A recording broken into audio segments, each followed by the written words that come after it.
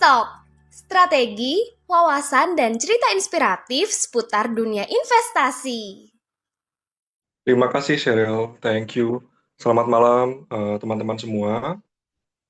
Perkenalkan saya Muhammad Adityan, biasa dipanggil dengan Adit atau Tian. Saya selaku General Manager di Goro. Goro adalah perusahaan tokenisasi aset pertama dan terbesar di Indonesia saat ini. Saya sangat excited malam ini untuk bisa sharing terkait dengan tokenisasi aset karena ini adalah hal yang baru bukan bukan hanya buat kita semua ya, tapi pun buat Indonesia. Karena di Indonesia eh, kita masih termasuk adalah pionir di Asia Tenggara dan beberapa perusahaan tokenisasi aset itu saat ini memang masih berpusat di US dan juga di Dubai. Selain tokenisasi aset, saya juga akan sharing beberapa hal terkait basic principle terkait dengan investasi, resiko, dan bagaimana kita menavigasi diri kita nih ya, Gen Z atau Gen Millennials, di tengah ketidakpastian global, di tengah policy trade war yang diinisiasi oleh Trump. Semoga hal ini bisa memberikan insight buat kita semua ya. Next, oke ini.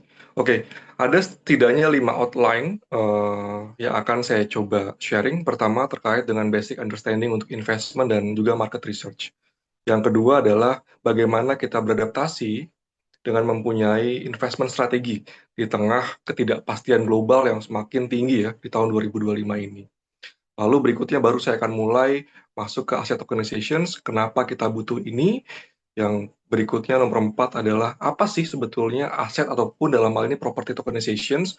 Dan terakhir, bagaimana cara kerja tokenisasi aset di Goro dan juga nanti saya juga akan share terkait dengan aspek regulasi yang sangat baru di OJK dan pasti akan sangat memberikan view-view baru ya di luar dari instrumen investasi yang sifatnya mungkin konvensional.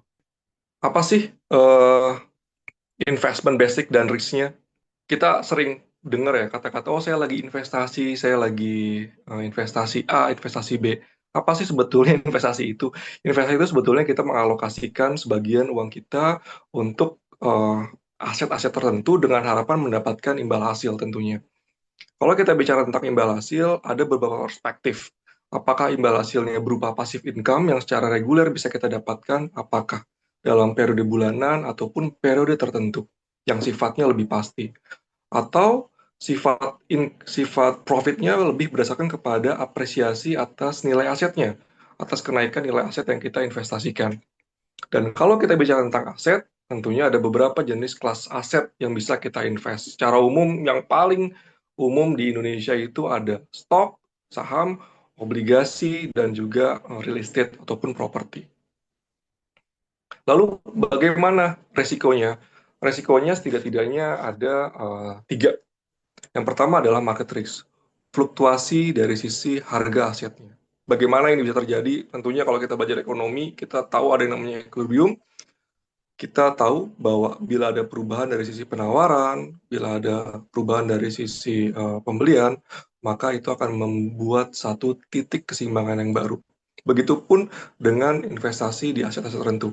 Pada saat aset-aset tertentu itu memiliki jumlah permintaan yang tinggi, contohnya adalah emas, maka secara langsung harga emas juga akan naik. Kita bisa melihat harga emas naik berapa? Lebih dari 50% sepertinya ya dalam 1 tahun terakhir.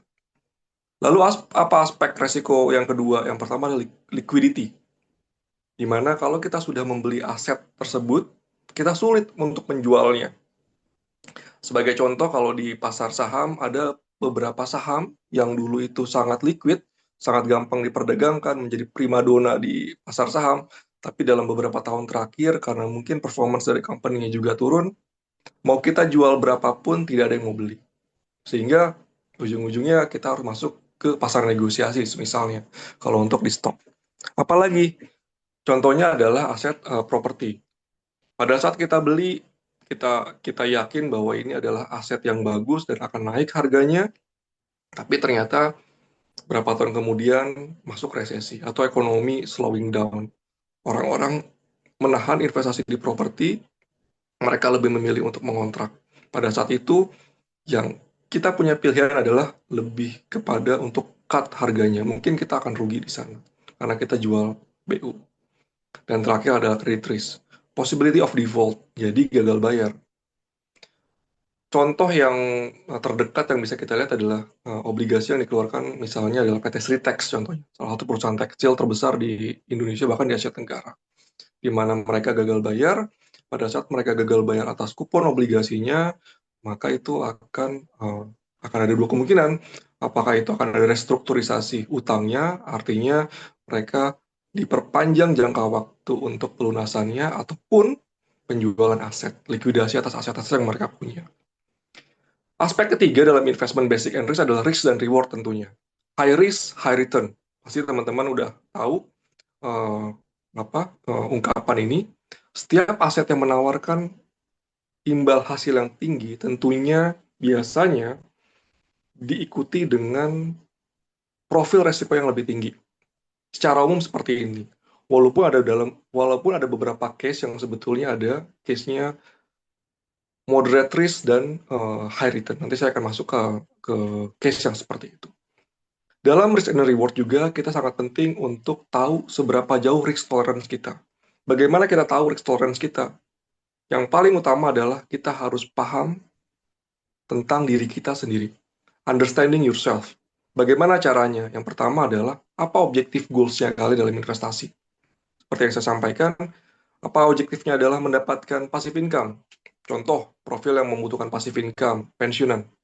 Mereka mempunyai jumlah modal aset cukup dan mereka membutuhkan passive income karena mereka sudah masuk dalam jenjang pensiun. Ataupun orang-orang yang secara umum memiliki liquid cash yang banyak, ya liquid aset dalam hal ini cash yang banyak, dan mereka ingin menjaga income bulanannya mereka tetap tinggi. Itu mereka akan fokus di passive income. Lalu objektif yang kedua apa? Ya lebih kepada apresiasi dari nilai asetnya.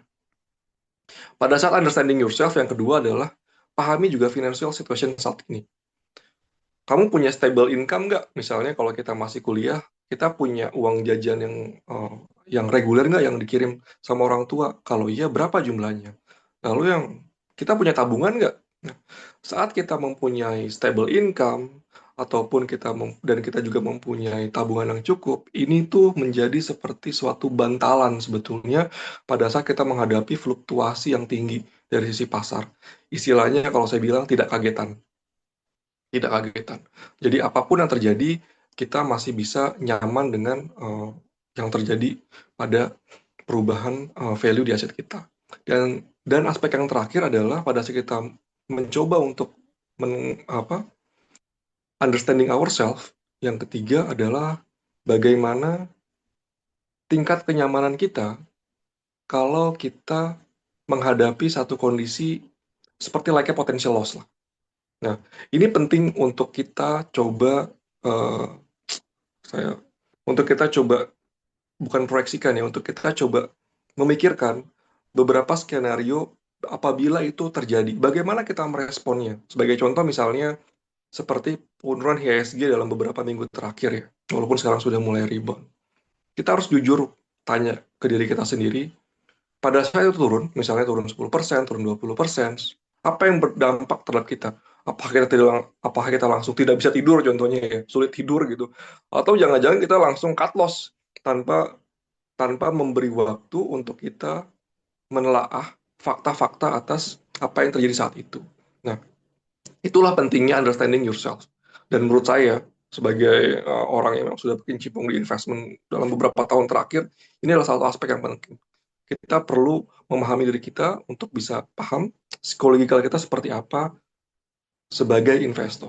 Oke, the importance of research. Nah, intinya sih kalau kita ngomong penelitian, research ya, kan selalu ada kata-kata do your own research sebelum kita invest. Karena pada saat kita melakukan investment, 100% itu adalah kita tanggung jawab atas apa yang kita lakukan. Jadi, jangan sampai bilang seperti ini, oh saya ikut investasi karena saya ikut-ikutan yang lain. Boleh ikutan yang lain, tapi pahami, kita investasi berdasarkan fakta, informed decisions, bukan berdasarkan rumor. Yang kedua, kita juga menelaah opportunity-nya. Karena investment yang baik adalah invest pada aset yang under value. Dalam hal saham, kita bisa melihat financial financial rasionya, kita bisa melihat PBV-nya, kita bisa melihat PE ratio-nya dibandingkan dengan industri sejenis. Dalam konteks properti, kita juga bisa melihat dari sisi apakah itu adalah distress asset atau bukan. Apa itu distress asset? Artinya properti-properti yang dimiliki dan dimiliki orang tertentu dan harganya itu jauh lebih rendah dibandingkan harga pasarnya dan juga dibandingkan dengan imbal hasil yang diberikan atau ditawarkan dari properti produktif tersebut. Dan terakhir aspeknya adalah risk management.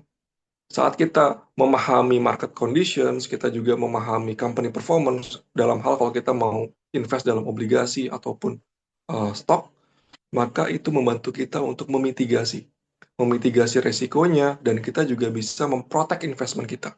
Seandainya pun turun, kita paham dan kita uh, acknowledge bahwa penurunan itu bukan suatu penurunan yang sifatnya long term, tapi short term. Karena kita tahu faktanya dan kita juga tahu bahwa aset tersebut adalah aset yang undervalue. Ini adalah siklus sederhananya ya. Saya mungkin oversimplified.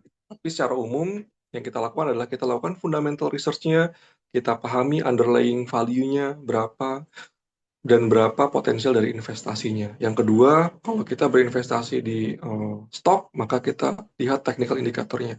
Penting untuk melihat kapan waktu terbaik untuk masuk.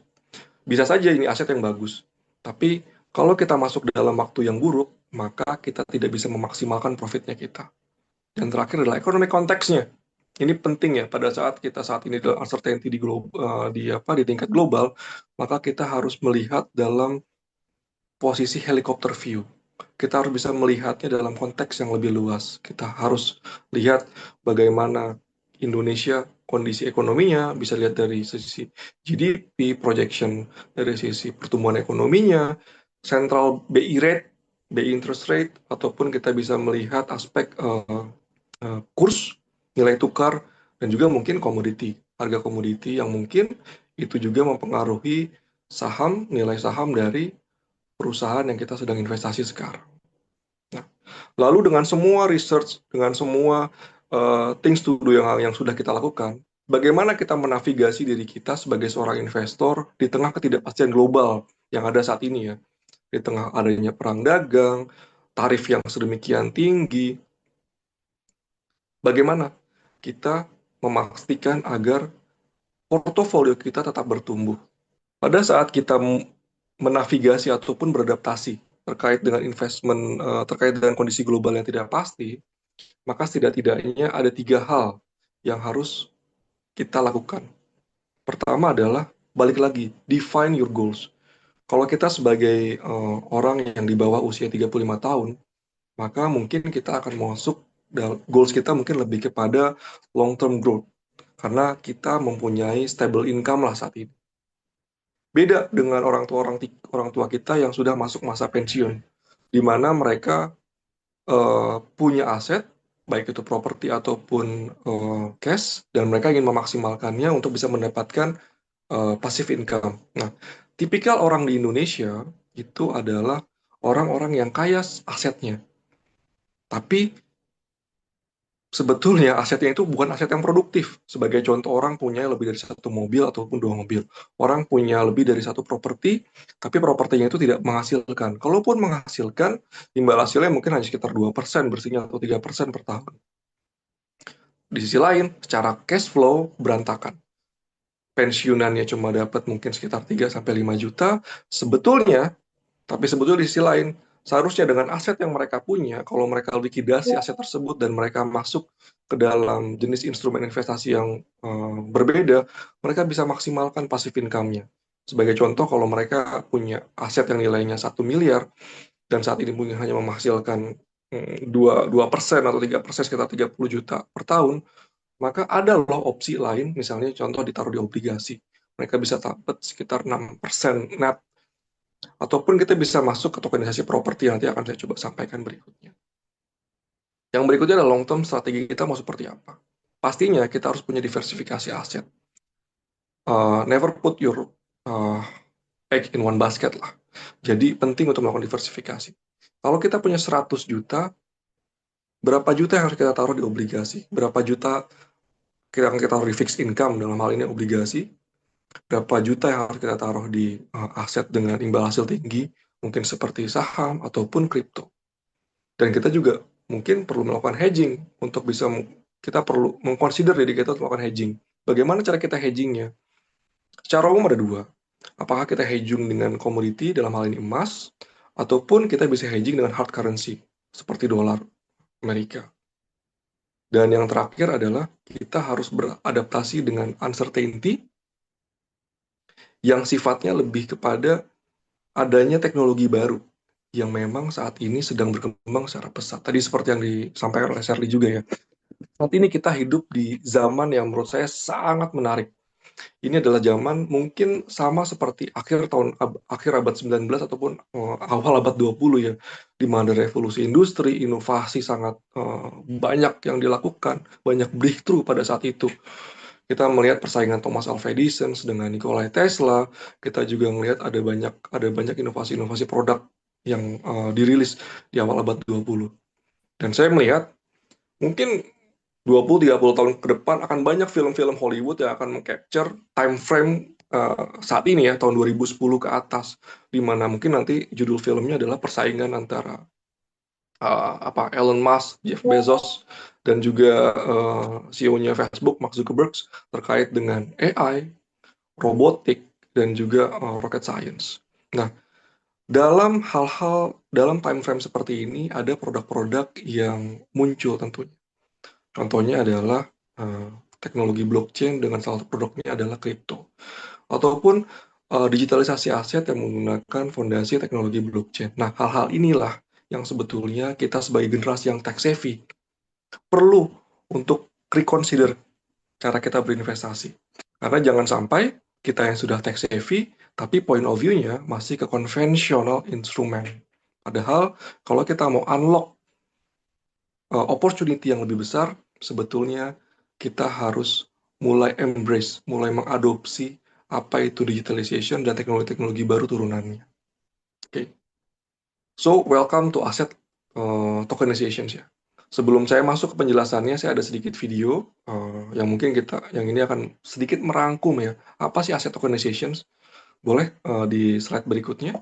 Cara kalian punya villa di Bali dengan harga 10.000 tapi harus bener-bener ngerti prosesnya gimana. Simpel gini, ini problem gede di Indonesia di mana Gen Z kemungkinan bakal susah banget punya rumah karena harganya kemahalan. Tapi kalau misalnya villa, apartemen, ada beberapa case kalau lu bisa beli harga miring, lu renov, lu sewain, lu bisa cuan gede banget. Tapi again, problemnya harganya terlalu mahal walaupun harganya miring. Hari ini kita BDSM. Udah lama, karena gue baru ngobrol sama startup yang namanya Goro. Kalau bahasa simpelnya, mereka beli-beliin properti harga miring, disewain dan pelan-pelan harganya naik, dan kalian bisa invest di properti itu bareng-bareng. Fractional investing lah namanya. Tapi karena sistem hukum dan kontrak-kontraknya ribet, yang mereka lakuin itu mereka real world asset yang ditokenisasi. Ada properti harga miring, dipecah ke puluhan ribu bagian, kalian bisa beli itu 10.000, kalau propertinya cuan, 10.000 kalian juga cuan. Cuma gue ngerti, selalu ada risikonya. At least dari gue ngobrol sama mereka dan gue lumayan keras. Serinya, properti di asuransi, kalau kenapa-napa hancur dan lain-lain, nggak duitnya hilang semua. Dan investasi yang kalian taruh, itu dipegang di custody-nya mereka. Seharusnya, project-project blockchain itu kayak gini. Karena emang teknologi yang harusnya bikin proses ribet jadi gampang. Tapi ujung-ujungnya, dan ini buat kalian tim Goro yang ngedengerin, track record. Bener nggak teknologinya bagus? Bener nggak bisa kasih konsisten return? Valid dong. Tapi menurut gue idenya menarik, cara license mereka lengkap. Kalian penasaran nggak? Riset dulu, datang ke website mereka. Bertanggung jawab sama investment sendiri. Cobain jadi pemilik villa di Bali harganya 10.000. Kalian lihat sendiri, kalau gue sih lumayan tertarik sama idenya, bahkan mungkin gue tertarik buat collab lebih lanjut. Ini menurut kalian gimana? Apa masih takut investasi fractional kayak gini? Oke, ya. Itu adalah penjelasan singkat ya, nggak lebih dari 1,5 menit terkait dengan apa itu real world asset tokenization. Saya coba akan elaborasi lebih jauh. Nah, apa sih dan kenapa, mungkin pertanyaan sebelumnya bukan apa ya, tapi kenapa aset tokenisasi? Ada 3 aspek utama sebetulnya kenapa aset tokenisasi itu penting untuk ekonomi dan kita semua. Yang pertama adalah dari sisi likuiditas. Dengan tokenisasi, kita itu meng-unlock liquidity untuk illiquid aset. Kalau kita bayangkan investasi tradisional seperti melakukan pembelian real estate ataupun properti produktif ya, mau beli itu ruko, mau beli rumah yang untuk disewakan, seringkali itu sangat mengunci uang kita dalam beberapa tahun ke depan. Pada saat kita membutuhkan uangnya, pada saat kita ingin menjualnya karena kita membutuhkan cash, apakah karena kita ada orang tua yang lagi sakit, ataupun kita melihat ada instrumen investasi yang menawarkan imbal hasil yang lebih tinggi, kita sulit untuk mendapatkan ataupun mencairkan investasi kita. Butuh berbulan-bulan, bahkan bertahun-tahun, sampai properti itu cair ya, sampai properti itu terjual. Nah, dengan tokenisasi aset, hal itu dijembatani. Kita bisa jual kapanpun, kita bisa beli kapanpun, kita bisa jual kapanpun secara real time. Di Goro, itu bisa dilakukan dengan hal yang sama. Pada akhirnya, hal-hal yang sifatnya illiquid menjadi lebih liquid. Dan hal ini pasti akan berdampak sangat positif terhadap ekonomi. Karena aset-aset, karena secara umum perputaran uang akan semakin cepat. Yang kedua adalah democratize investment opportunity. Democratize dan inclusivity sebetulnya pada poinnya. Kalau di awal tadi saya bilang ada jenis investasi itu nature-nya adalah high risk high return, sebetulnya ada beberapa kelas aset yang menawarkan high return dengan moderate risk. Namun, aset-aset tersebut sebetulnya oleh uh, hanya didesain untuk bisa diakses oleh orang-orang yang super kaya ataupun investor dalam bentuk institusional ya, karena membutuhkan nilai investment yang tinggi. Sebagai contoh misalnya villa di Bali. Villa di Bali itu menawarkan return yang sangat oke banget. 10% ke atas, bahkan dalam beberapa case itu bisa sampai 20%. Tapi hanya ada beberapa orang yang bisa invest ke sana. Dan seperti yang kita tahu, mayoritas adalah foreigners, bule yang di sana, dengan meminjam biasanya meminjam data orang-orang lokal. Ataupun contohnya adalah kelas aset lain, semisal karya seni. Kalau kita melihat apresiasi dari harganya itu signifikan sekali. Tapi karya seni lagi-lagi harganya juga miliaran rupiah. Atau kalau kita dalam konteks yang lebih down to earth lah, obligasi. Ada beberapa obligasi yang yang nilai pembelian utamanya itu mulai 100 juta. Contohnya adalah obligasi FR. Nah, investasi-investasi yang seperti ini sebetulnya menawarkan imbal hasil yang prima. Hanya saja, karena harus mempunyai modal yang besar, ini tidak accessible buat semuanya. Dengan tokenisasi, kita bisa pecah itu semua. Sehingga pada akhirnya, kita semua bisa berinvestasi di kelas aset tersebut yang menawarkan imbal hasil dengan resiko yang lebih moderat, apapun background kita dan berapapun modal kita. Nah, aspek yang ketiga adalah increase efisiensi dan transparansi. Tadi saya sampaikan butuh waktu berbulan-bulan, bahkan bertahun-tahun ya, untuk mengakuisisi ataupun menjual properti, karena melibatkan banyak pihak, mulai dari agents, notaris, dan setiap prosesnya itu akan menambah biaya akuisisi ataupun biaya penjualan. Nah, dengan tokenisasi yang berbasis blockchain, kita potong perantaranya. Kita potong birokrasinya sehingga semua lebih efisien.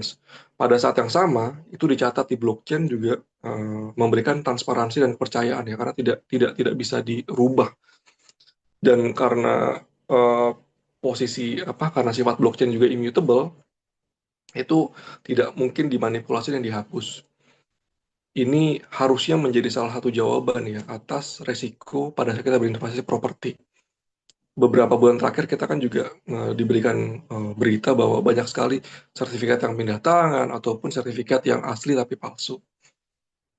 Nah, next slide saya akan masuk ke apa itu tokenisasi. Secara sederhana saya nggak akan panjang, intinya tokenisasi aset itu adalah menggambarkan dua hal ini. Suatu properti yang awal tidak inaccessible karena harganya mahal, kita bisa pecah. Dan ini berlaku untuk semua kelas aset ya, mau itu obligasi, emas, karya seni, dan lainnya. Di Goro kami memulainya dengan properti dulu. Karena kami melihat kenapa properti, karena semua orang paham bahwa nabung properti itu adalah mimpi dari orang-orang yang memang sudah mempunyai uang. Pasti pada saat mereka sudah punya gaji besar, sudah punya satu rumah, the next round-nya adalah punya rumah kedua. Dan kami lihat properti di Bali dan apartemen studio di Jakarta itu adalah aset-aset yang memberikan produktivitas tinggi. Oke. Setidaknya nanti kalau kita ngomong lebih jauh terkait dengan tokenisasi aset, ada beberapa aspek juga ya. Pertama adalah kepemilikan secara digital, kita bisa trading secara real time dan mendapatkan imbal hasil bulanan Dan terakhir adalah smart contract yang kita lakukan untuk sebagai transparansi dan semuanya akan tercatat di blockchain. Lalu bagaimana cara kerja tokenisasi di Goro? Pertama, di Goro kita cari lokasi terbaik. Untuk properti berdasarkan hasil research kami, hanya ada 2 lokasi dan tipe properti yang memiliki imbal hasil yang prima. Pertama adalah lokasinya di Bali dengan tipe properti villa. Villa di Bali itu works karena memang demand-nya dari orang-orang luar, orang-orang yang wisatawan. Mereka mereka sewa dengan dolar sehingga prima juga dari sisi imbal hasil bulanannya. Terus yang kedua, untuk lokasi di Jakarta kita fokus di apartemen studio. Kenapa studio? Karena kalau kita masuk ke apartemen one bedroom atau two bedroom, harga sewanya itu sebetulnya tipis bedanya dengan one studio. Padahal kalau kita beli yang one bedroom, harganya cukup jauh ya kalau dibandingkan dengan apartemen tipe studio. Oke, yang kedua adalah kita membeli properti di harga terbaik. Apa itu harga terbaik? Jadi pada saat kita memilih properti, kita selalu melihat histori imbal hasilnya dan future booking. Sebagai contoh misalnya kami di Goro mau mengakuisisi villa di Bali. Maka salah satu yang kita lakukan adalah kita minta histori Airbnb-nya mereka. Apakah selama setahun itu mereka menghasilkan imbal hasil setidaknya 10%? Sebagai contoh misalnya, satu villa kompleks di Bali menghasilkan net income 1 miliar per tahun. Maka berapa harga pasaran yang bisa kita jangkau? Harga pasarannya appraisal value-nya ada di angka sekitar 10 miliar. Kalau di atas 10 miliar, maka kita tidak akan melanjutkan pembelian atas properti tersebut. Makanya, penting untuk mendapatkan harga terbaik, penting untuk melihat mana-mana saja memang properti yang sifatnya sedang distress, ataupun dalam hal ini penjualnya ini sedang butuh uang lah gampangnya. Dan berikutnya kita memecah ke dalam token, di mana token bernilai 10.000. Jadi di Goro, kalau ada satu properti harganya 1 miliar, maka dia akan dipecah menjadi 100.000 token. Kita bisa mulai investasi 10.000, kita bisa beli kapanpun, kita bisa beli berapapun. Kami silahkan di Goro itu sebagai nabung properti. Setiap kepemilikan Anda akan mendapatkan return secara proporsional. Dalam hal ini mencapai 10% untuk villa di Bali, dan itu akan didistribusikan setiap bulan. Karena kita pun mendapatkan income, mendapatkan transfer uang dari Airbnb juga setiap bulan. Jadi, sebagai contoh, kalau kita invest sekitar 100 juta di Goro, pendapatannya itu 10% per tahun, berarti kurang lebih sebulannya kita bisa dapat sekitar 800 ribuan. 800 ribu passive income sebulan. Bagaimana kalau dibandingkan dengan obligasi ataupun deposito? Ya setengahnya. Jadi kalau di deposito kita tabung 100 juta, maka mungkin kita hanya dapat sekitar 400 ribu rupiah aja per bulannya. Oke. Nah, kelebihannya adalah ya tadi kita bisa jual kapanpun juga. Next. Ini cara kerjanya. Goro sudah ada aplikasinya, juga bisa di website. Daftarnya sangat simpel, hanya membutuhkan email dan nomor telepon saja. Dan di sini teman-teman bisa melihat ada marketplace-nya. Kita kemarin jual villa terbaru yang kita jual adalah Villana. Nilainya sekitar 14 miliar. Teman-teman bisa mulai investasi di sana. Teman-teman bisa men-scrutinize informasinya. Kita sampaikan namanya replay, rincian produk dan layanannya. Di sana ada skenario terkait dengan imbal hasilnya, apakah itu konservatif, moderat, ataupun optimisnya ada di sana. Teman-teman juga bisa melihat dokumen kepemilikannya, apakah memang benar ini dimiliki oleh Goro. Teman-teman pun bisa melihat link Airbnb-nya. Kalau teman-teman pengen, betul nggak sih ini villa ini memang ada dan bisa disewa, ada semua link terkait dengan Airbnb-nya ada di sana. Kalau di Indonesia, kita di OTA itu biasanya posting di tiket.com. Setelah teman-teman browse, teman-teman bisa invest mulai dari 10 rupiah, dan teman-teman bisa langsung dapetin income bulanannya di bulan berikutnya. Kita selalu distribusi rental imbal hasil itu sebelum tanggal 21 bulan berikutnya. Dan semua report terkait dengan income dan expense-nya kami cantumkan secara detail di sini. Lalu, kalau teman-teman melihat bahwa, saya pengen liquidate nih karena saya butuh uang, either itu untuk alasan apapun ya, tinggal jual kapanpun, dan withdrawal-nya membutuhkan proses maksimal 3 kali 24 jam. Lebih cepat dibandingkan reksadana. Jadi, simpelnya, tidak seperti conventional property investments, di mana kita beli tapi kita nyangkut karena susah banget ngejualnya. Di Goro, kita bisa beli kapanpun, kita bisa langsung dapat imbal hasilnya karena semua properti di-manage oleh Goro ataupun pihak ketiga. Di Jakarta itu kita menggunakan Travelio, dan kita bisa jual kapanpun saat kita butuh uangnya. Bagaimana dengan perbandingannya? Oke. Secara umum, investment di Goro itu kita dapetin benefit untuk 3 hal. Pertama, high returns dengan risk, kita dapetin likuiditas.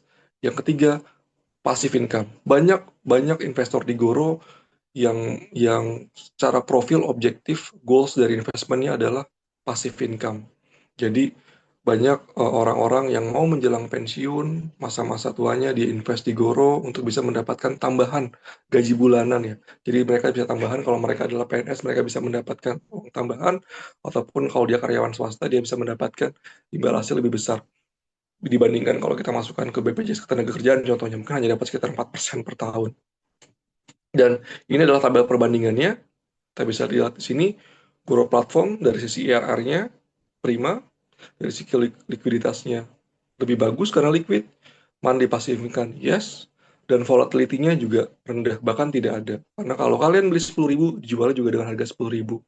Lalu, di luar monthly passive income, kita juga akan ada potensi untuk capital appreciation pada saat properti itu akan kita jual.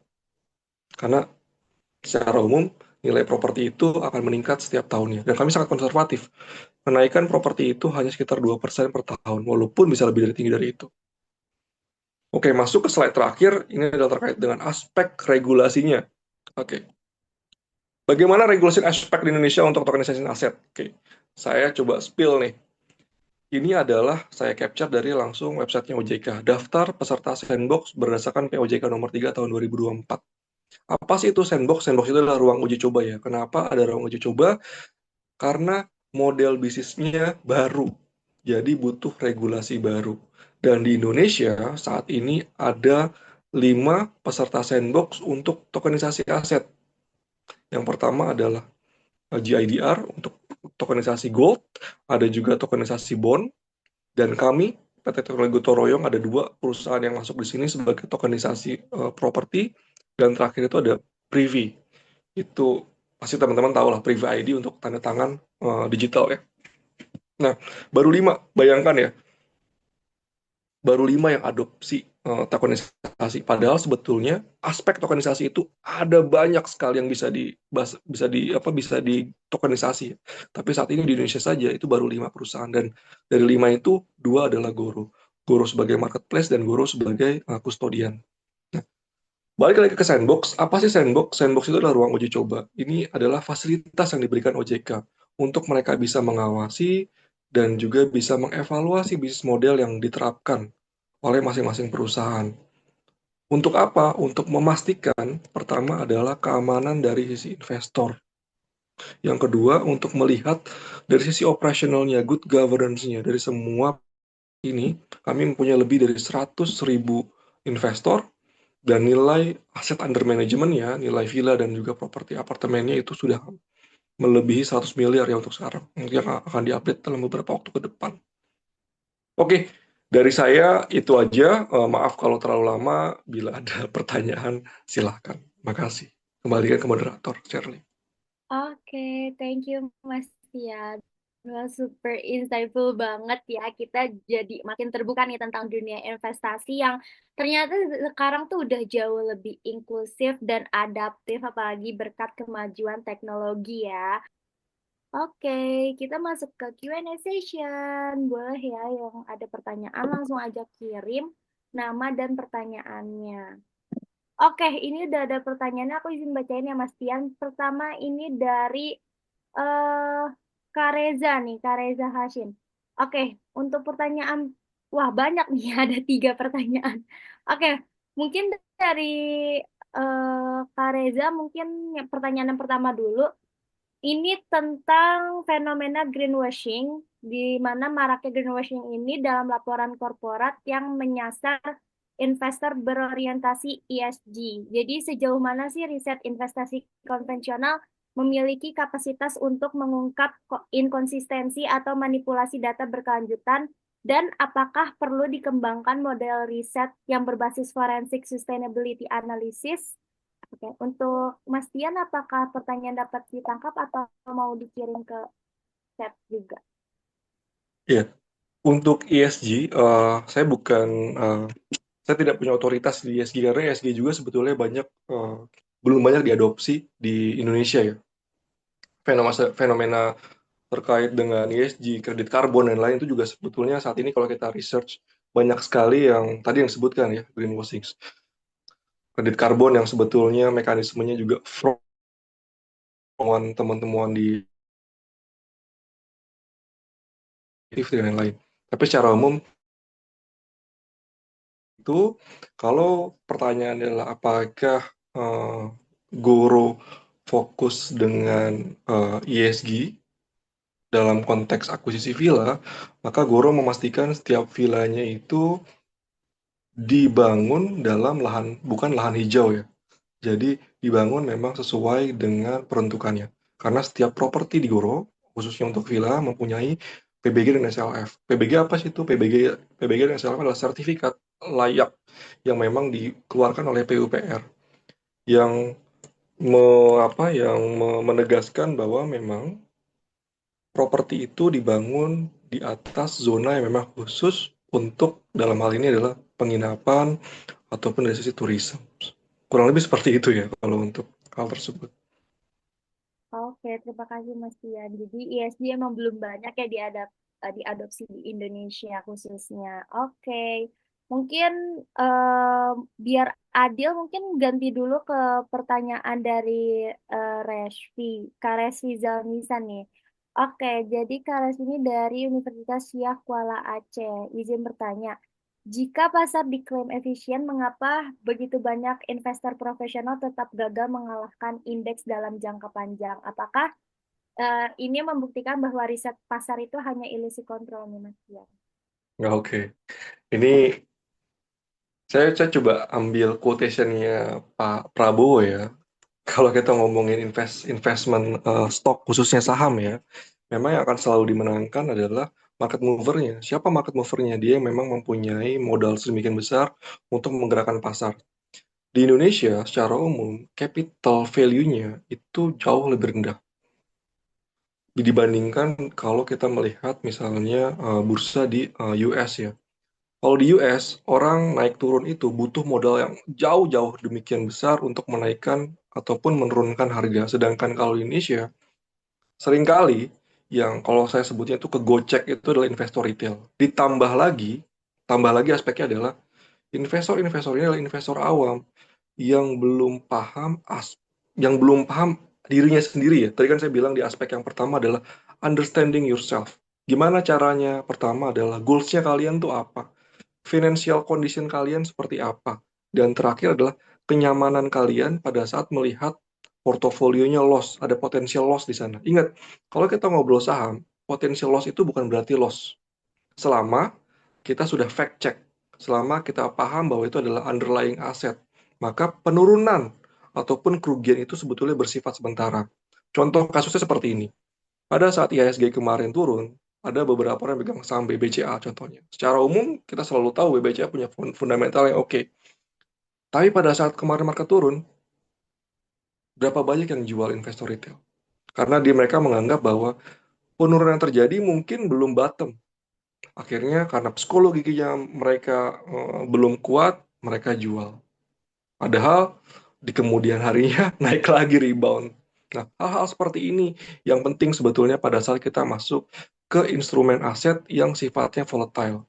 Lalu bagaimana cara cara memitigasi hal seperti itu? Nah, di Indonesia ini agak lucu sebetulnya.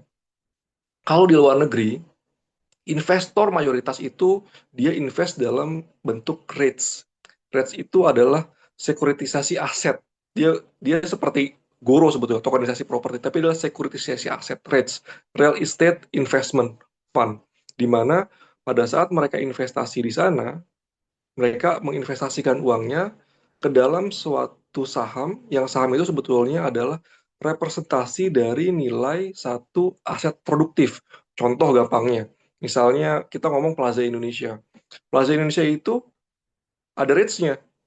Jadi dikelola secara profesional di mana 80% pendapatan sewa atas semua tenan di Plaza Indonesia itu harus didistribusikan kepada pemilik saham, pemilik REITs-nya. Nah, di Amerika itu mayoritas, bukan mayoritas ya, mungkin banyak orang lebih mengadopsi yang seperti itu. Karena memberikan imbal hasil yang pasti. Setiap 3 bulan sampai 6 bulan sekali mereka mendapat imbal hasil. Karena ada kewajiban bagi si pengelola REITs ini untuk selalu mendistribusikan hasil sewanya. Beda dengan saham. Kalau saham, dividen itu sifatnya opsional. Yang mereka lihat adalah lebih kepada naik turunnya dari sisi harga aset. Makanya kalau di Indonesia itu sebetulnya tahap pertamanya adalah masuk ke instrumen aset yang lebih stabil dulu. Permasalahannya adalah REITs itu tidak berkembang di Indonesia. Maka dari itu Goro dengan teknologi blockchain yang ditawarkan ingin memitigasi hal tersebut, ingin memberikan satu penawaran yang baru, investment yang atas aset intrinsik yang ada, asetnya ada, tapi juga kemudahan dengan cara investasi mulai dari Rp10.000. Kalau mereka learning phase-nya seperti itu, mereka akan jauh lebih ajak masuk dalam instrumen yang stabil, nggak volatile, contohnya masuk obligasi dulu, baru masuk ke saham. Dalam riset kami di Goro, banyak loh orang yang masuk ke kripto, tapi dia sendiri nggak tahu apa itu deposito. Banyak loh yang investasi di saham, dia sendiri nggak tahu itu apa deposito. Taruh aja uangnya di saham. Tapi tiba-tiba pas harganya 20%, panik, selling semua. Harusnya kan dia satu persatu. Fase pertama dia masuk ke aset yang volatilitasnya rendah. Setelah dia paham, dia masuk ke aset berikutnya yang volatilitasnya mulai moderat dan ketinggi, tergantung dengan risk reward yang mereka inginkan ya. Nah, tapi itu adalah learning curve yang ideal. Sedangkan kalau di Indonesia, faktanya adalah investor kripto lebih banyak dibandingkan investor di saham. Padahal kripto itu baru ada tahun berapa? 2018, 2017. Sedangkan pasar saham sudah ada di tahun 1990. Saya lupa tepatnya berapa. Pokoknya udah lebih hampir 30 tahun ya sekarang kan ya. Nah, itulah faktanya di Indonesia. Jadi banyak yang memang prematur. Artinya orang-orang yang lompat cara belajarnya sehingga mereka resiko. Padahal kalau mereka mempunyai knowledge yang cukup, mempunyai aspek psikologi yang kuat, saya yakin sih insya Allah mereka jadi investor yang lebih lebih disiplin dalam dalam memanage portofolionya mereka. Semoga menjawab ya. Oke, thank you Mas Ian. Oke, jadi mungkin itu riset pasarannya ilusi kontrol tuh sebenarnya tergantung ya. Kayak kalian tuh beneran nggak risetnya tuh nggak lompat-lompat, beneran nggak belajar dari dasarnya gitu loh. Karena ya banyak sekali resikonya gitu loh. Kalau misalnya kalian tuh nggak benar-benar belajar apa sih resikonya. Dan sekarang tuh udah banyak banget company-company, aplikasi-aplikasi yang bisa ibaratnya membimbing gitu ya dari awal gitu buat kalian melakukan investasi kayak Goro ini. Oke, kalau gitu thank you buat Rasmi atas pertanyaannya. Mungkin kita next dulu nih ke pertanyaan selanjutnya dari Kak Nyoman. Oke, pertanyaannya di tengah kondisi ekonomi yang makin gak pasti, banyak anak muda yang bingung mau mulai investasi dari mana, takut salah langkah. Nah, menurut Mas Adityan dan Mas Febrian nih, gimana sih cara paling aman tapi tetap bisa berkembang buat investasi jangka panjang? Terus gimana sih biar gak asal-asal ikutan gitu? Gimana caranya anak muda bisa bangun kebiasaan riset yang tepat sebelum mulai investasi? Mungkin boleh dijawab, Mas Tian. Oke, ya.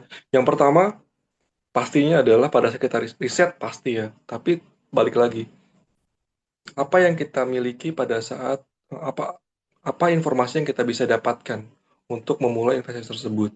Kalau dalam case-nya Guru, kita mempunyai semacam prospektus yang bisa di-scrutinize, bisa diteliti, bisa bisa diteliti dan bisa dipertanggungjawabkan ya.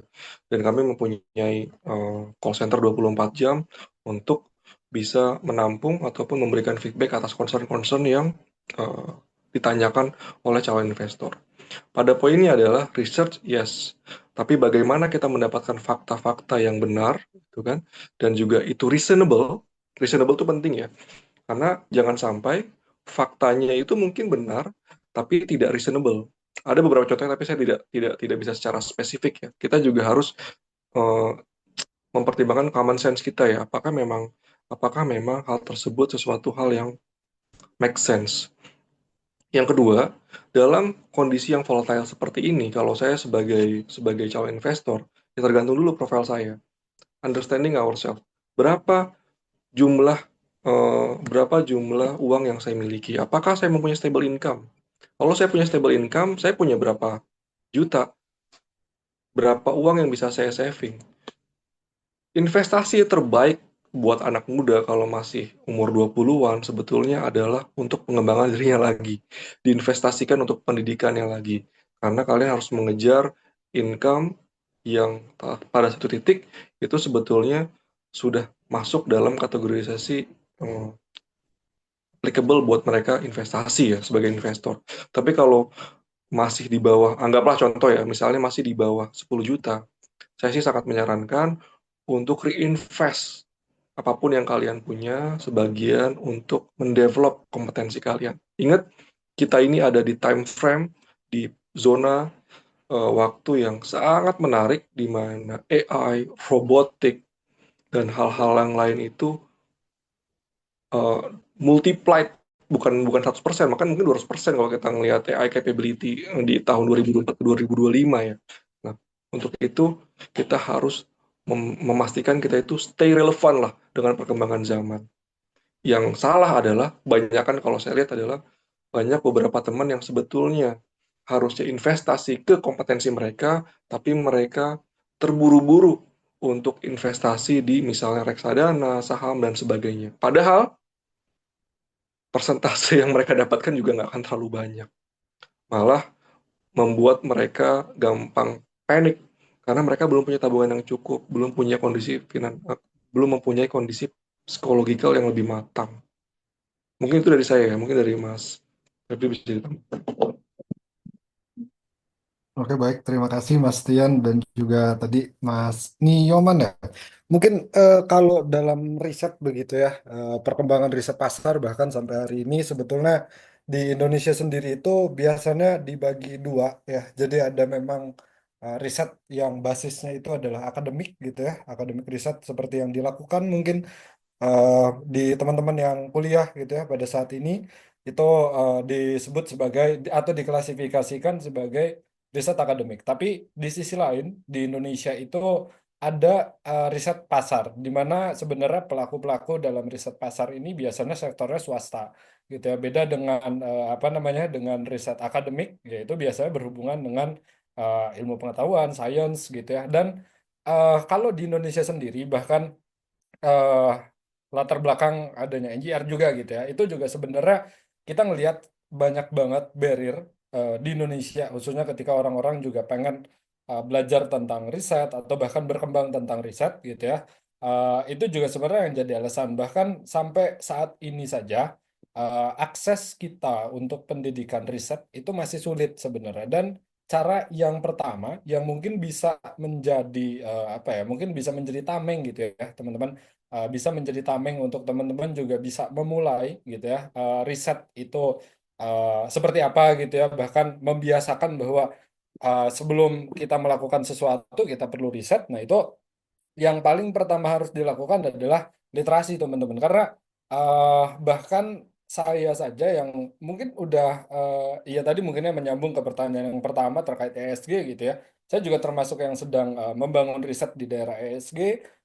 Yang saya lihat bahwa sebenarnya di Indonesia juga kurang riset untuk ESG, baik itu misalnya terkait fenomena greenwashing gitu ya ataupun misalnya terkait dengan banyak hal bahkan yang kemarin gitu ya kebijakan Trump gitu muncul itu juga sebenarnya jadi tantangan gitu. Nah, yang pertama yang harus dilakukan ya tadi literasi karena gimana pun riset tidak pernah bisa dilakukan kalau kita juga daya literasinya rendah. Bahkan itu juga sebenarnya tantangan sebenarnya yang ada di Indonesia bukan bagaimana kita memulai riset tapi bagaimana sebenarnya kita itu siap untuk melakukan riset karena yang jadi paling PR gitu ya di Indonesia adalah literasinya karena itu yang mungkin sebenarnya akan menjadi penghambat besar gitu karena kalau kita sudah masuk ke riset itu banyak banget ada framework ada data analis juga gitu ya kita bermain dengan SPSS mungkin itu yang paling entry level gitu ya atau kita bisa masuk ke Python gitu ya untuk nantinya melihat dan memprediksi sebenarnya bagaimana langkah ke depan yang harus kita ambil gitu. Nah, tapi itu adalah langkah nanti step yang setelah kita juga sudah membuat ataupun misalnya kita juga sudah mengerti bagaimana sebenarnya riset ini berjalan gitu. Jadi mungkin yang bisa dilakukan pertama kali adalah daya literasinya ditingkatin gitu ya. Baru nanti setelah daya literasi ini memang sudah punya modalnya, baru kita terjun ke riset. Karena nanti ada sekali banyak mungkin ya framework yang itu tergantung dalam situasional. Jadi ada beberapa pendekatan riset yang biasanya dilakukan. Gitu. Kalau misalnya berhubungan dengan dua variabel, itu bisa mungkin nanti pendekatan atau data analisnya biasanya pakai segresi, gitu. Atau misalnya dengan variabel yang banyak, misalnya turunnya saham itu diakibatkan dengan banyak faktor gitu ya, itu juga analisisnya biasanya nanti pakai Mankova. Gitu mungkin harapannya dapat menjawab. Saya kembalikan kepada Sheryl. Oke, wah thank you banget nih buat Mas Rian sama Mas Febrian udah jawab keren banget tadi ya kayak dari sisi perspektif akademiknya ada, terus dari profesionalnya juga ada dan itu semoga helpful banget terutama buat para pemuda-pemuda atau mahasiswa nih yang udah mau mulai investasi ataupun masih belajar gitu. No worries guys. Jadi semoga tadi menjawab. Oke, mungkin ke pertanyaan selanjutnya ini dari ada Kak Nyoman lagi. Jadi ini ada berdasarkan data dari OJK tahun 2023 jumlah investor retail di Indonesia naik jadi lebih dari 11 juta orang nih.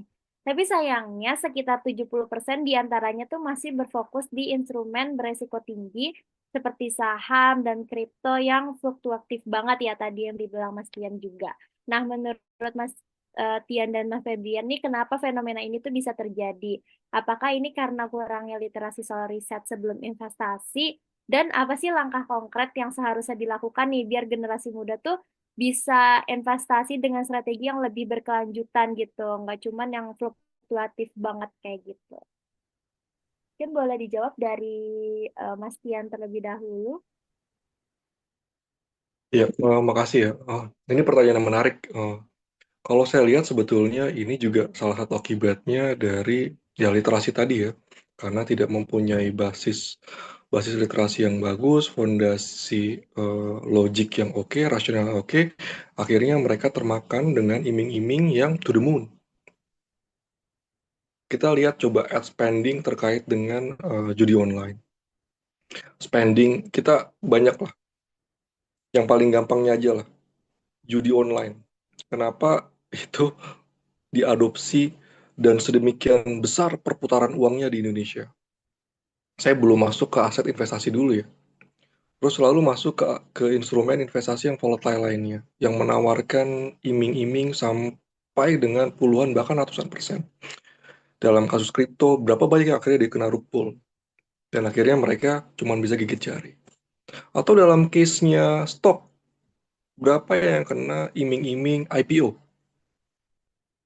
Nah, saya ingin menekankan sebetulnya bukan hanya dari sisi literasi, tapi juga dari sisi regulasi. Kita pun masih banyak hal yang harus kita kejar ya terkait dengan regulasinya. Karena bagaimanapun juga dengan banyaknya investor yang awam, ini mereka harus dilindungi. Dengan semakin literasinya semakin rendah, lebih double lagi pekerjaan dari si regulator untuk bisa mengedukasi investor ini untuk bisa paham bukan hanya dari sisi rewardnya, namun juga dari sisi risknya. Nah, karena di Indonesia ini lagi-lagi adalah satu anomali ya, di mana jumlah investor retailnya lebih banyak di kripto dibandingkan di pasar modal, maka ini menjadi PR yang bukan double lagi, mungkin menurut saya triple bahkan quadruple ya. Dalam konteksnya Goro, pada awal-awal kami memulai Goro, kami mengarahkan setiap investor itu untuk berkonsultasi dan close loop sifatnya ya. Jadi mereka hanya bisa register kalau mereka menggunakan kode referral dari tim sales ataupun CS kami. Kenapa kami sedemikian sedemikian konservatif ya? Karena kami ingin orang yang register dan menjadi calon investor di Goro paham basic investment apa, paham properti itu apa, paham tokenisasi itu apa, dan mereka juga paham risk dan reward-nya seperti apa. Dengan cara seperti ini, akhirnya mereka bisa menjadi investor yang stickiness-nya tinggi terhadap Goro. Dan kami pun melihat dengan edukasi di awal, akhirnya pertumbuhan kami bisa positif karena mereka juga akhirnya mereferral ke teman-teman lainnya. Mereka mempunyai pengalaman yang bagus selama berinvestasi di kami. Akhirnya word of mouth-nya jalan. Kami nggak membayangkan ya, misalnya pada saat kami di awal, kami hanya campaign menawarkan, ayo registrasi di Goro, terus kalian akan dapat iming-iming 10%. Nggak akan pernah, nggak akan pernah take up dari si user dan investment kami. Kenapa? Karena mereka, kebanyakan dari mereka akan selalu membandingkan dengan return return IPO, return crypto, ataupun crowdfunding platform lainnya. Jadi kami selain fokus dengan investasinya, kami di Guru juga sangat fokus untuk mengedukasi ibu-ibu rumah tangga, teman-teman dari generasi milenial ataupun Gen Z, ataupun dalam dalam beberapa case itu pensiunan. Nah, ini memang yang jadi masih jadi PR lah ya di Indonesia.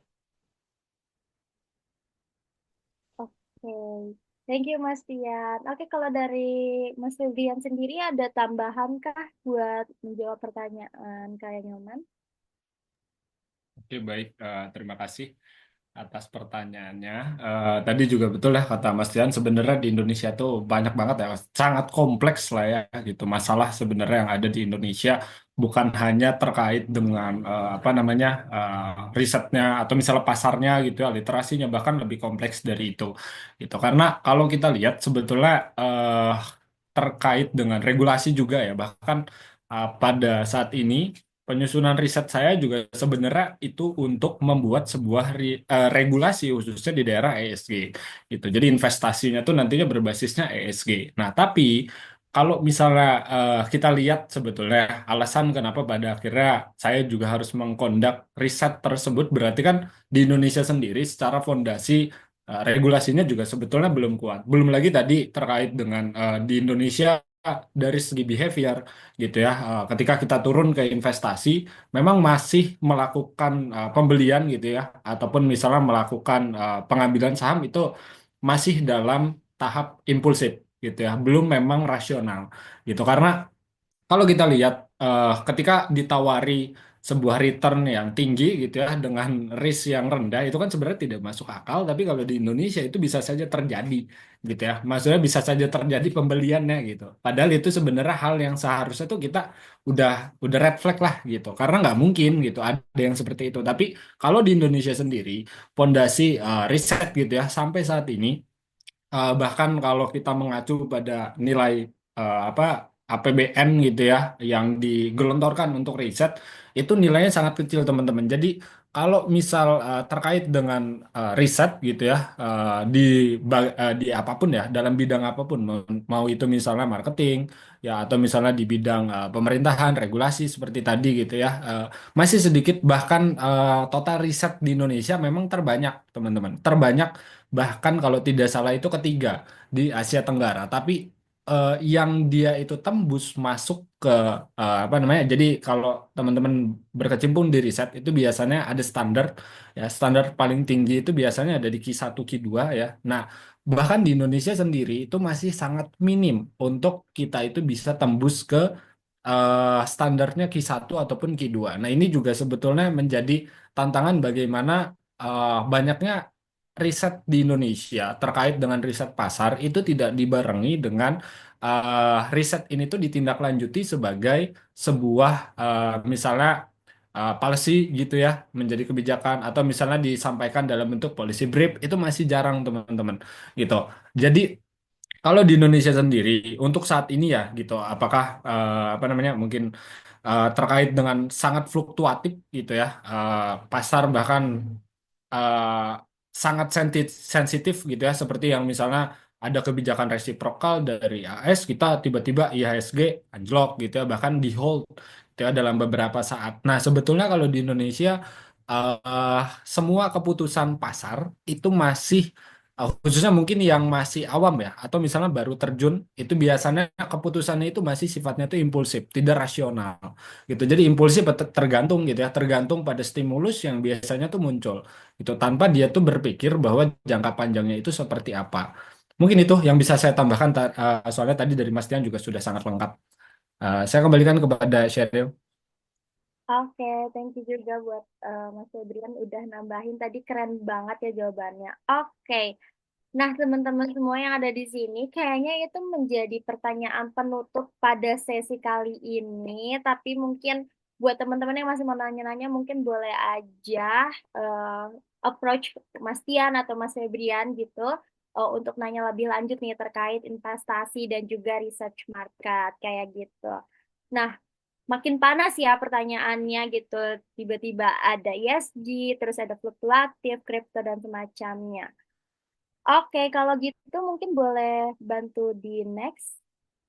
Apa ada apa selanjutnya? Oke, mungkin di situ akan menjadi penutup sesi Sit Talks kali ini, khususnya bersama Mas Tian.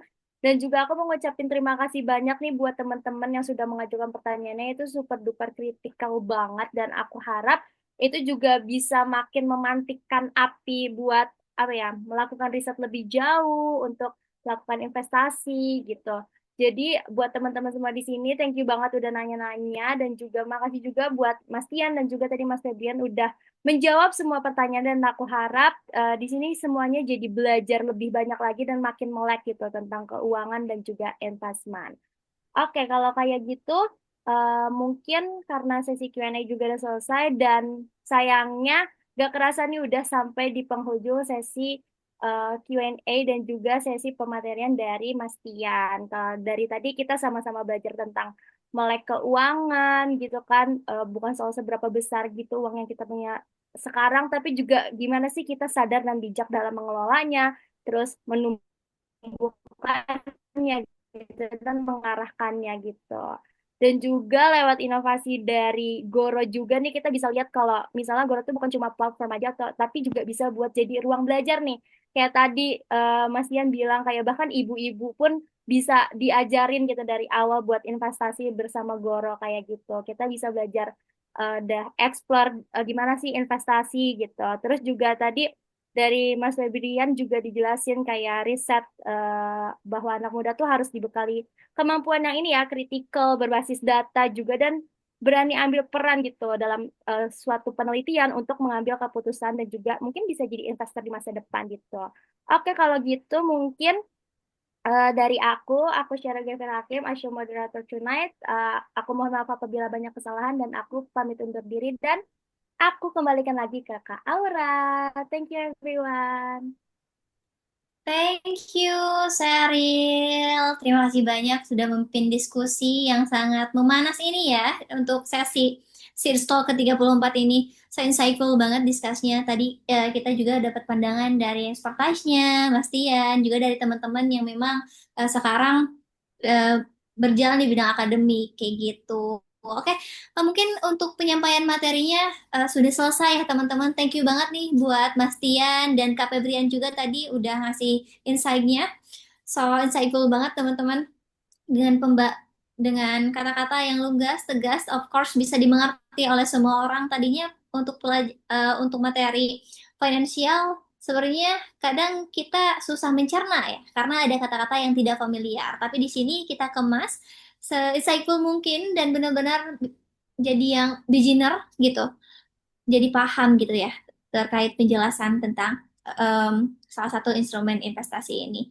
Oke, thank you banget Mas Tian. Mas Tian, mungkin sebelum sesi penyampaian materi ini selesai, ada kata-kata dulu atau misalnya remind nih untuk kita semua partisipan atau terkhusus Oh, beginner nih yang mau masuk ke dunia investasi.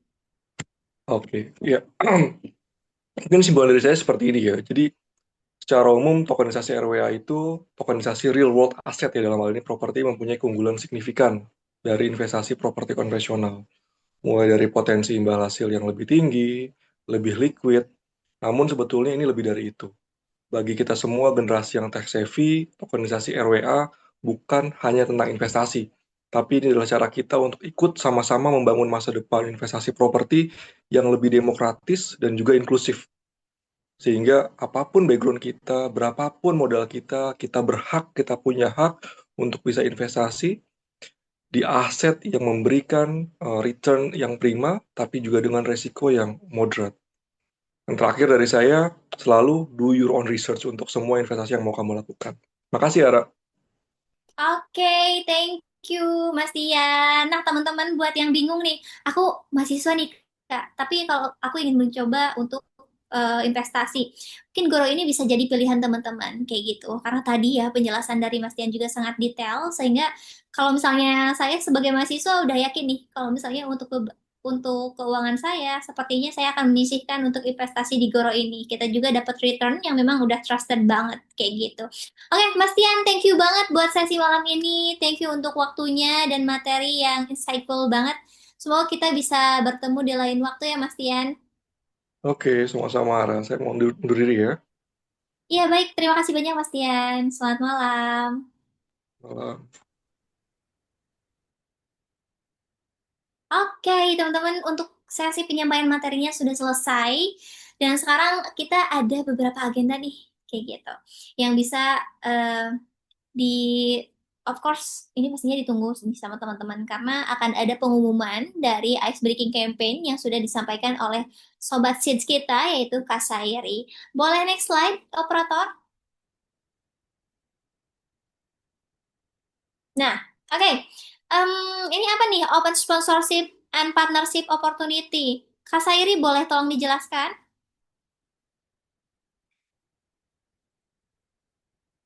Ada Kak Sairi nggak ya di sini? Operator Kak Sairi udah masuk belum ya? Oke, sambil nunggu Kak Sairi, mungkin aku akan menjelaskan ya sedikit tentang ini apa sih gitu ya, yang ada di share screen, yang aku share screen, yang operator Seed share screen. Jadi teman-teman, Seed sekarang lagi buka campaign nih buat teman-teman, khususnya mahasiswa ataupun organisasi yang membutuhkan pendanaan. Kita open sponsorship and partnership opportunity. Gimana caranya Kak? Caranya adalah teman-teman silakan scan barcode yang ada di layar teman-teman ataupun hubungi Kak Sayri langsung di chat secara personal melalui WhatsApp. Nomornya sudah tertera di sini. Silakan teman-teman kalau misalnya sudah ada untuk proposalnya, silakan langsung disubmit di form tersebut ataupun approach Kak Sayri secara langsung seperti itu. Kita tidak membatasi ya teman-teman untuk community ataupun organization yang berbau financial aja. Kita open buat semua komunitas gitu, buat semua organisasi maupun itu adventure ataupun yang berbau seni itu nggak masalah gitu. Kita benar-benar open buat semuanya. Silakan approach aja, japri aja isi Jipongnya kayak gitu. Boleh next slide?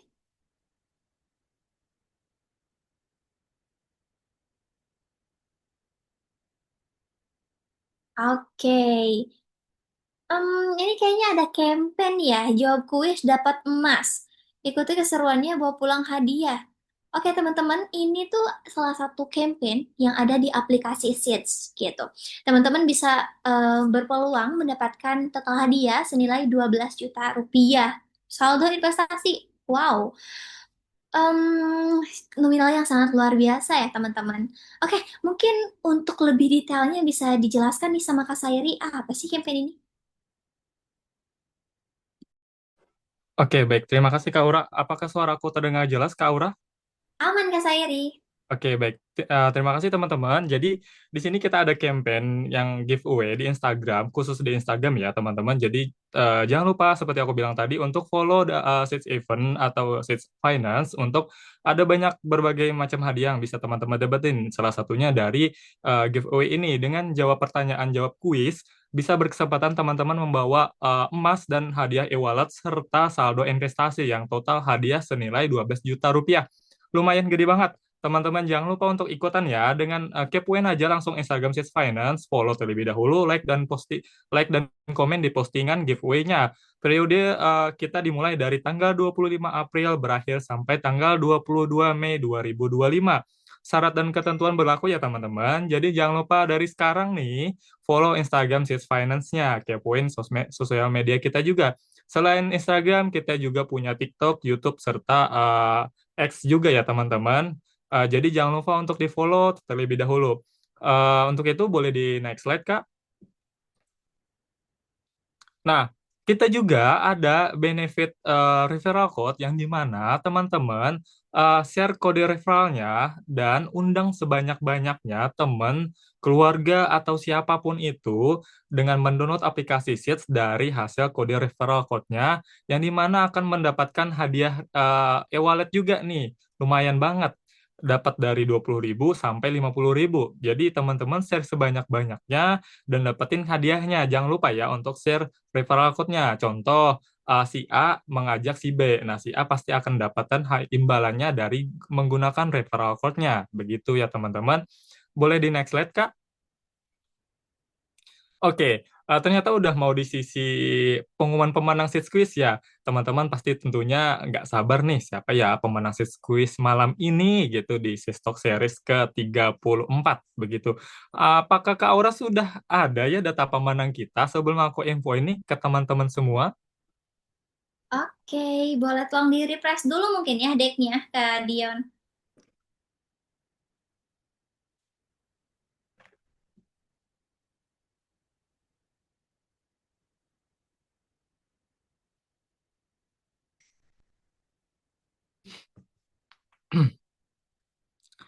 Apakah sudah? Oke, kita cek dulu ya sebentar.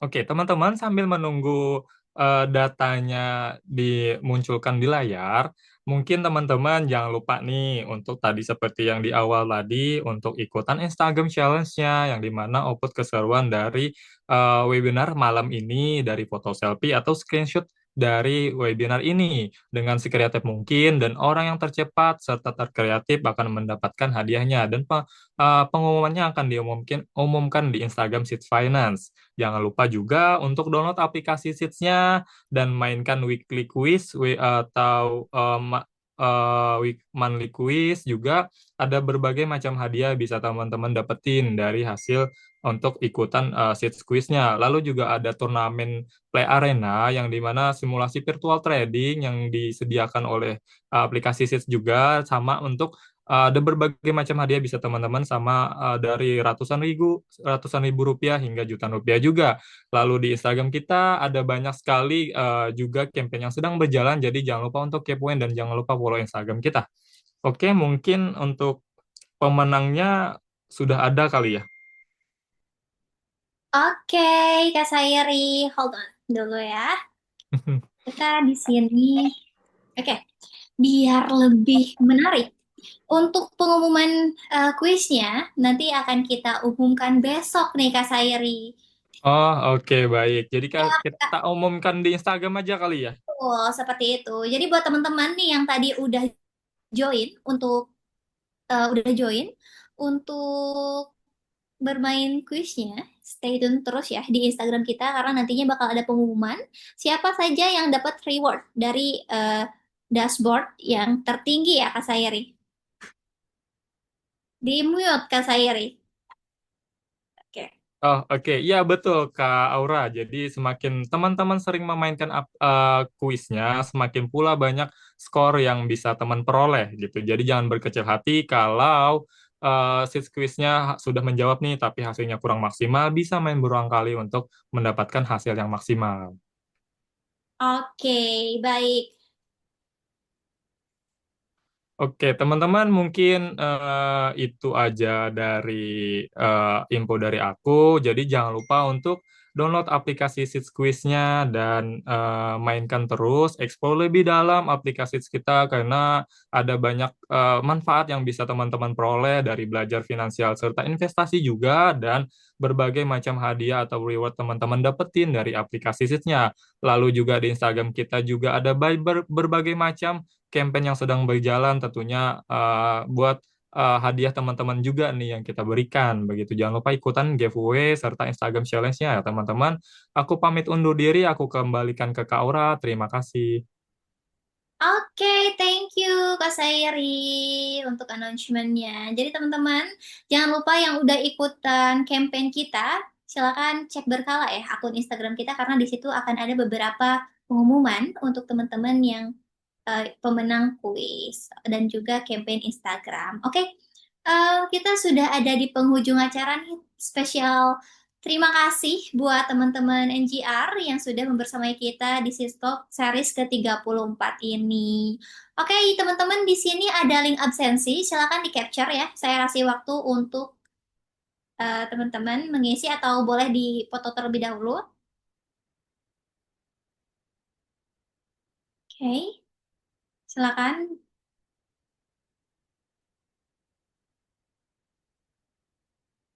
Oke, baik. Boleh next slide, Kak Dion?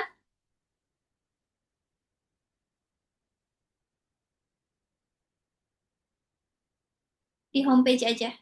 Coba next slide lagi.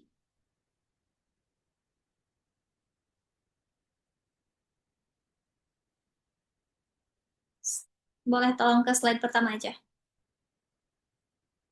Nah, oke teman-teman, kita sudah ada di penghujung acara dan ini waktunya kita untuk menutup sesi diskusi kita di segmen ini. Walaupun tadi teman-teman untuk beberapa pertanyaan belum terjawab, tapi semoga di lain waktu ataupun next webinar kita bisa mengupas tuntas apapun yang menjadi pertanyaan teman-teman. Karena waktunya terbatas, teman-teman, jadi mohon maaf sekali untuk segmen hari ini sudah dicukupkan. Baik, sebelum saya tutup, mungkin dari teman-teman NGR bisa on cam terlebih dahulu untuk sesi dokumentasi.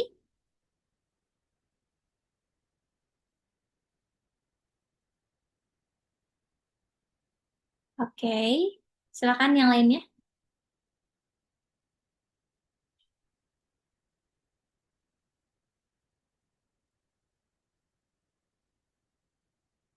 Oke, baik. Teman-teman SIDS boleh untuk on cam, silakan.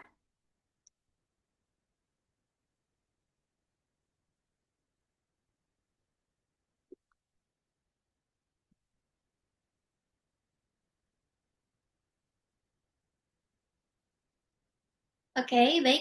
Kak Aisyah, silakan untuk dipimpin ya untuk sesi dokumentasinya.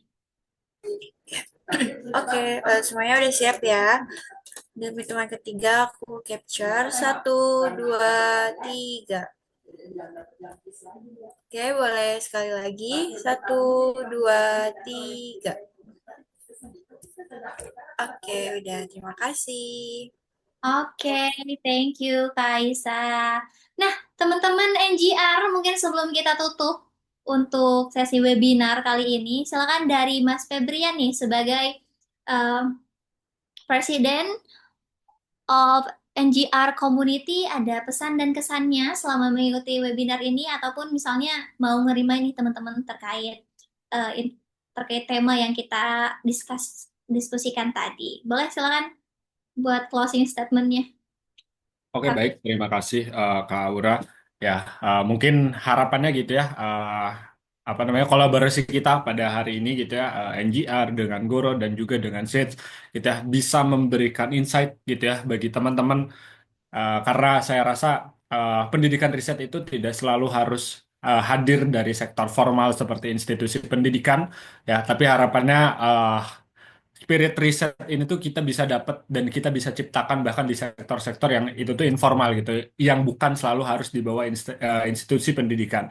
Itu dan harapannya kolaborasi kita pada hari ini memberikan insight ya khususnya mungkin teman-teman yang berkecimpung di dunia investasi gitu ya di bidang misalnya riset pasar ya dan juga ini juga harapannya bisa menjadi momentum gitu ya untuk teman-teman juga mungkin yang bermain di sektor investasi itu menjadi apa ya mungkin menjadi ilham gitu ya karena Trump dengan kebijakannya Indonesia juga pasarnya turun gitu ya bahkan IHSG juga jadi harapannya ini juga bisa memberikan inspirasi gitu dan terima kasih juga untuk tim SIDS ya terima kasih juga untuk tim dari Goro ya yang sudah apa namanya mungkin mengkondak ya pada akhirnya webinar ini tuh terselenggara dengan sangat luar biasa gitu ya. Saya cuma ingin mewakili mungkin dari NGR itu mengucapkan terima kasih kepada tim SITS dan juga tim Goro. Mungkin itu Kak Aura dari saya.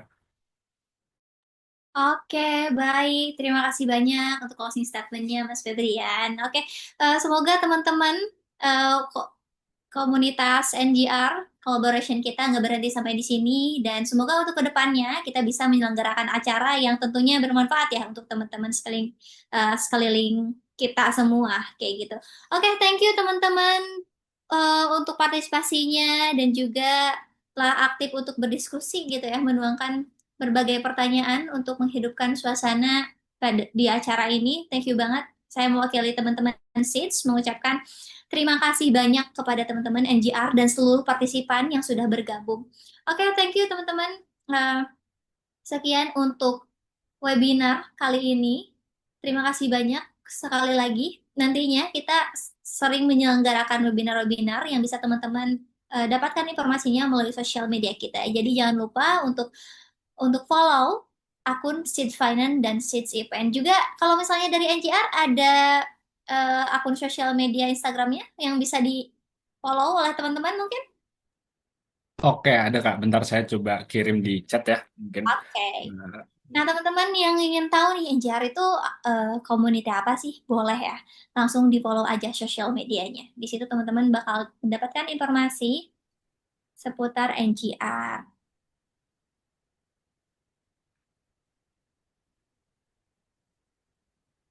Oke, sip. Udah Kak Aura. Itu adalah Instagram resmi dari NGR. Oke, nextgen.research ya, teman-teman. Silakan bisa di search di Instagramnya, akun Instagram dari NGR, dan jangan lupa di follow ya teman-teman.